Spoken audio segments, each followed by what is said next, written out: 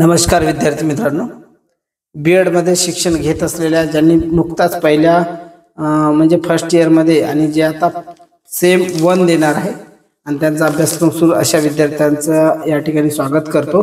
आणि त्यांचा जो पहिला पेपर आहे कंपल्सरी पेपरमध्ये पहिला जो पेपर आहे त्या पेपरचं नाव, त्या विषयाचं नाव आहे perspective in sociological and philosophical basis of education हे सिलेबस आहे। या सिलेबसमधून मी सिलेबस सांगत आहे आणि या सिलेबसवरच अभ्यास करायचा, कारण विषय खूप मोठा असतो। तसा आपण जर खूप अभ्यास करतो म्हटलं तर, आणि पुस्तक सुद्धा खूप मोठा आहे। एका पुस्तकात एकाच म्हणजे एकाच वर्गाबद्दल दिलेलं नसते, दुसऱ्या पण बऱ्याच अशा परीक्षा त्याच्याबद्दल सुद्धा दिले। त्याच्यात आपल्याला काय पाहिजे तेवढंच आपण जे सिलेबस तेवढंच फक्त वाचलं, ठीक आहे।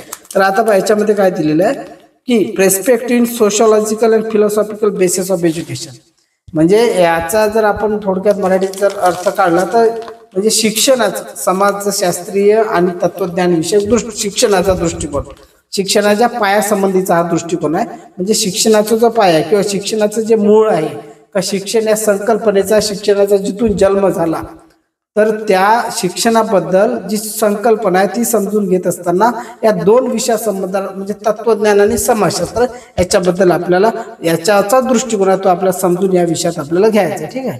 तर या सिलेबसमध्ये या विषयामध्ये एकूण किती युनिट आहे? 4 युनिट आहे, 4 युनिट आहे। याच्यानंतर ज्यांना पाहिजे त्यांना PDF सुद्धा पाठवेल मी, काही हरकत नाही। कारण कसं आहे, कुठलीही गोष्ट अभ्यास करता टू द पॉइंट आणि एक चांगल्या ऑथेंटिक सोर्समधून करावा, म्हणजे आपला वेळ वाया जात नाही आणि आपण सक्सेस सुद्धा होतो। तर पहा, युनिट 1 पासून जर आपण सुरुवात केलं तर कुठल्या विषयाचा जो उगम होतो, काय सुरुवात होते, त्याची व्याख्या, अर्थ वगैरे समजून घ्यायला तर कुठला कायदा असतो। तर पहा, एज्युकेशन अँड फिलॉसॉफी सुरुवात होते, एज्युकेशन शिक्षण आणि तत्वज्ञान। तर पहिल्यांदा याचं मिनिंग आहे, मिनिंग रिलेशन म्हणजे मिनिंग आणि नातं याचं, आणि डिफरंट फॉर्म्स ऑफ एज्युकेशन म्हणजे शिक्षणाचे अनेक रूप आहे, अनेक स्वरूपामध्ये आहे शिक्षण। शिक्षणाचे अनेक म्हणजे शिक्षण अनेक मार्गातून घेतले जाते। शिक्षण म्हणजे फक्त शाळेत जाणे, कॉलेजमध्ये जाणं म्हणजे शिक्षण का, किंवा अदर येते आपण समजून घेणार। Different forms of education and new approaches to philosophy, branches of philosophy. आणि आता पहा, ब्रँचेस ऑफ फिलॉसॉफीच्या ज्या शाखा आहेत त्या पहा, मेटाफिजिक्स आहे, इपिडर्मॉलॉजी आहे and axiology and their educational implications. आता पहा, याचा अर्थ सुद्धा आपण नंतरच्या व्हिडिओमध्ये समजून घेणार आहोत, कारण इंग्रजीत दिलेलं असल्यामुळे, परंतु या इंग्रजी सुद्धा शब्दाचा आपल्याला उपयोग होणार आहे। यानंतर बी युनिट 1 मधलं बी आहे पहा, इंडियन फिलॉसॉफी अँड एज्युकेशन। आता पहा, वरचे मिनिंग वगैरे आहे, रिलेशन आहे आणि शिक्षणाचे विविध स्वरूप आहे त्याच्याबद्दल आपल्याला सांगितलं गेलेलं आहे। आणि त्यानंतर पहा, म्हणजे भारतीय तत्वज्ञान आणि शिक्षण म्हणजे म्हणजे भारताचा जो इतिहास आहे किंवा भारतीय विचारवंतांनी किंवा भारतीय जे प्राचीन जे मोठे ग्रंथ वगैरे लिहिले गेलेले आहे, मोठमोठ्या विचारवंतांनी जे आपले विचार मांडलेले आहे, महापुरुषांनी विचार मांडलेले आहे, तर भारतामध्ये शिक्षणाच्या या तत्वज्ञानाची काय परिस्थिती हे आपल्याला माहीत होऊन, आणि कुठे म्हणजे मध्ये कुठल्या तत्वज्ञानाचा अभ्यास आहे हे आपल्याला म्हणजे याच्यावर आपल्याला अभ्यास करायचा। तसे अनेक तत्वज्ञ, अनेक शिक्षण तत्वज्ञानी झालेले आहे, पण आपल्याला कोणता अभ्यास करणं हे महत्त्वाचं आहे।